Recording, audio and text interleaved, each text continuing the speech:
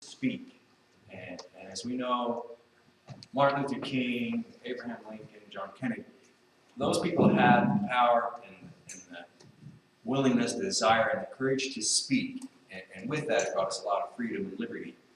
And so I want you to welcome with open arms our speaker today. We're happy to have you back, John Goddard.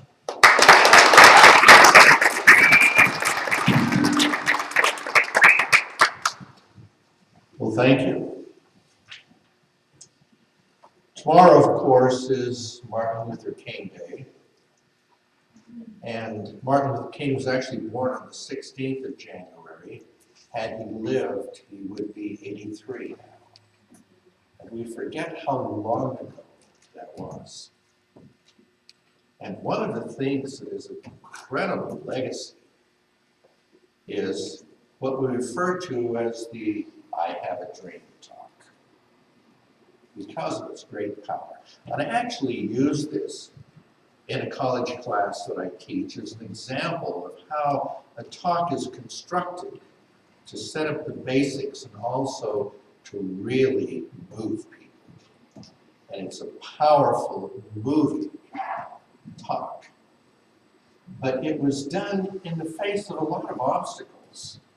We sometimes forget that Dr. Martin Luther King was jailed 29 times, that his house was bombed, that people around him were beaten, people around him were killed. And he had the courage to speak and to keep on speaking and to say, I have a dream. And then in Memphis, Tennessee, in 1968, where he said, I've been to the mountaintop. I've seen the promised land. I may not get there, but I've seen it.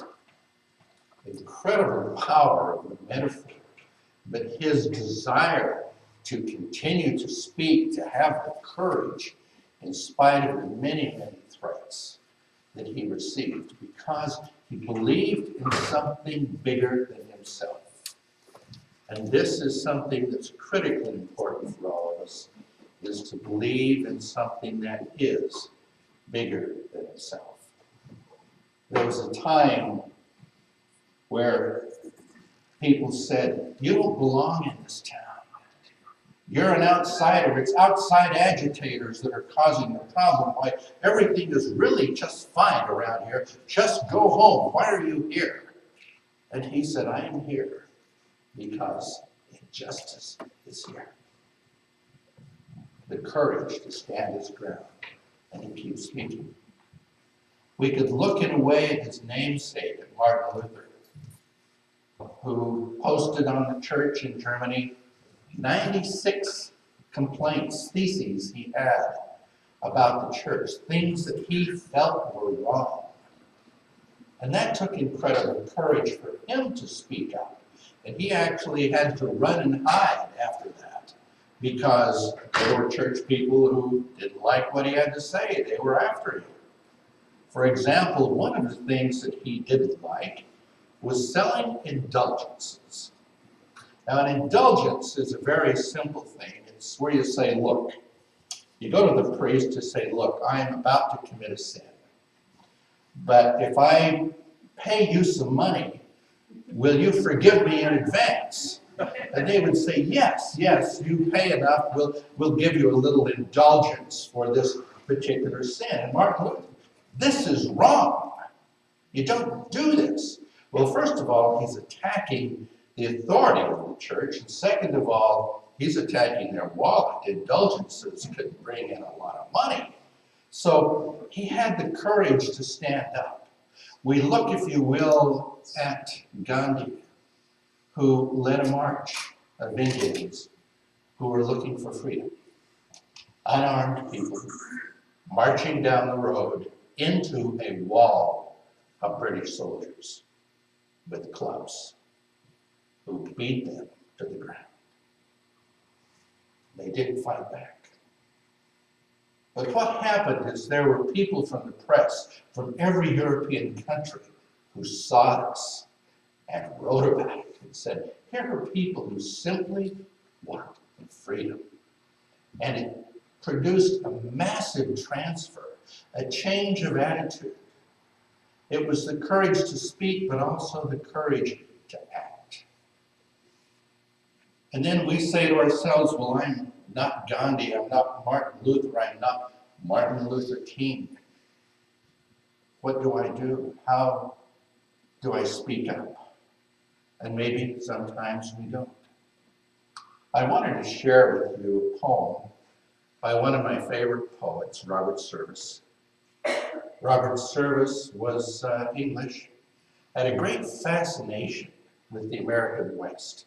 He wanted to be a cowboy. He even had a Wild Bill Hickok costume. And he went to the Canadian Yukon, took various jobs, worked in a bank. But he also would go into the local saloons. No TV, no radio, and he would entertain people by reading them his poetry. You might have heard some of the poems, Dangerous Dan McGrew. The story of Sam McGee, the cremation of Sam McGee. And was entertaining. And he sometimes said the poems just came to me. But he wrote one poem that I found really powerful, and I'd just like to share it with you. One pearly day in early May, I walked upon the sand and saw, say half a mile away, a man with a gun in hand. A dog was cowering to his will, as slow he sought to creep upon a dozen ducks so still they seemed to be asleep. When like a streak, the dog dashed out, the ducks flashed up in flight. The fellow gave a savage shout and cursed with all his might. Then as I stood, somewhat amazed, and gazed with eyes agog, with bitter rage he raised his gun, and blazed and shot the dog. You know how dogs can yelp with pain, its blood soaked in the sand, and yet it crawled to him again and tried to lick his hand. Forgive me, Lord, for what I've done. It seemed as if it said, but once again, he raised his gun. This time, he shot it dead. What could I do? What could I say? It was such a lonely place, tongue-tied. I watched him walk away. I never saw his face. I should have bawled the bastard out. A yellow dog he slew, but worse, he proved beyond a doubt that I was yellow too. Now, Service realized that his soul wanted to speak out, and he didn't do that. When there is any kind of injustice, however small, there is perhaps a desire to speak out, and we hold back. What will people say? What will people think? Will I be attacked? And I would have to say, if I were the Lonely Lake, and a man with a gun, and an anger management problem, I wouldn't bring it up. I wouldn't address it. But it haunted Service enough that he wrote the poem. And we've all had these times where something has haunted us. Sometimes it sneaks up on us. Edmund Burke, who was a member of the British Parliament, said all that's necessary for evil to triumph is for good men to do nothing. And I remember an instance where something snuck up on me, and it occurred so fast, the time passed, but it's haunted me as well. I was in a department store when I lived in Hawaii, and as I walked in the store, there was a little girl there, probably maybe 5 years old. She had red curly hair, lots of freckles, the cutest little thing that ever was. Now, I do have a confession to make. I'm awfully fond of red hair, and it's got me in a lot of trouble. This little girl was just plain cute. And I got on the escalator, and I'm riding up the escalator, and I heard a man say, "Honey, come over here. Look at the ugliest little girl you've ever seen." And I turned around and her face had fallen. And she ran. And he walked off. And I thought, I've got to do something. I've got to tell that little girl she's beautiful. And she was gone. And the escalator took me away. And I've got to go confront that guy and say, how could you do that? And the escalator took me away. And, you know, that hangs, it haunts as to why didn't I just go up the escalator and run around the other side and go down again, find one or the other to do something. And I didn't do anything. All that's necessary for evil to triumph is for good people to do nothing. I had another time where I was taking my family to the Kilauea military camp in Hawaii. This is a military camp on the edge of the volcano where you get to see the Kilauea volcano erupt.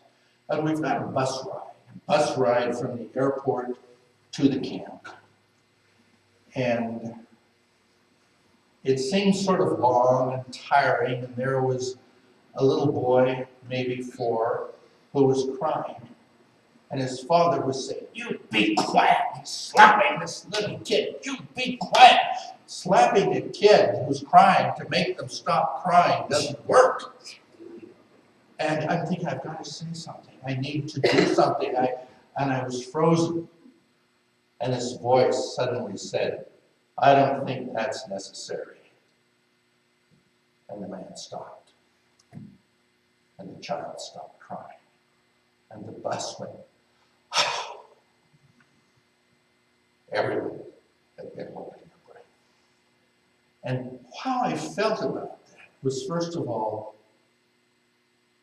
glad that someone had spoken up. And that someone, incidentally, was my father, who had a strong sense of justice, but also a sense of embarrassment that I hadn't spoken first. And we sometimes think that we need to confront things directly. You know, you say, hey, buddy, knock that off, or I'm going to slap you around. No, we don't need to provoke that, but we can say, I don't think that's necessary. We can say, I don't see it from that perspective. We can say, I have a different experience of that. And we share that different experience to at least let people know we disagree with their position. It's not an attack, but we can disagree with their position. And people can speak up, and it makes a great difference. I had another experience when I was in the Air Force. I was a supply officer at a very large base supply, and as it turned out, the person in charge of that division was a major. I was a second lieutenant, and I never met him. He was in the hospital. He was very, very ill with cancer, ultimately passed away. And this department had been operating for 6 months without anyone technically in charge. But it was operating very well because there were 5 sergeants in that department. Very dedicated, very hardworking. The department ran like clockwork. They were all black. One of them, the senior sergeant, Sergeant Rivers, was more than black. If you want to define that, a telephone would look white beside him. But he was an incredible gentleman and a superb manager. And whenever we'd have a meeting, I'd say, what do we do? And they'd say, let's do this. I'd say, great idea, go for it. And the department ran like clockwork. But one day, my commander called me in along with all of the sergeants. And on my commander, the major, on his wall was his Confederate flag. And on his wall was his certificate, Kentucky Colonel. And he said, John, you're from Utah. You don't understand these boys like I do. And I got to tell you, you got to watch them. because they're going to let you down. They're going to sneak off on you. They're not going to do the job. You've got to watch them like a hawk. You've got to follow up all of the time. You've got to keep an eye on them. And you have any trouble at all, you come see me. I'll take care of it. You're all dismissed. I have never been so humiliated in my entire life that he would think that he would say that in front of these men. I was stunned. Even these many years later, I am stunned. My soul hurts. I remember walking out.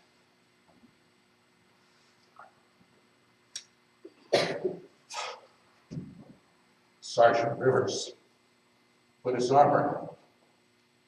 He said, "Don't worry, Lieutenant. We know him.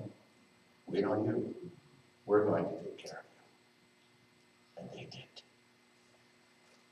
But I thought, how many indignities had this man suffered? Had these other men suffered like this? And yet he had the compassion, the soul to reach out to comfort me. He couldn't have retreated into bitterness, into anger, into resentment. He had the courage to speak, to make a difference. And it made a tremendous difference in my life, just at that moment. And here it is, these many years later. I still have tremendous admiration for that man and his ability to speak. We often think, well, what will people think? Am I going to be attacked? Maybe I'm not Martin Luther King. I'm not Martin Luther. I'm just an individual. And Edmund Burke, that philosopher again from the 1700s, said, the greatest mistake we can make is to do nothing, because we can only do a little. And I would encourage you to be aware of doing that little bit. It's like the raindrop that becomes the mighty stream. It adds up. It's like the snowflake that can become the avalanche, that can change things. It is the ripple in the pond that each of us, in our own way, can create peace in the world. It begins here. It begins with us. I invite you to have the courage to speak. Namaste.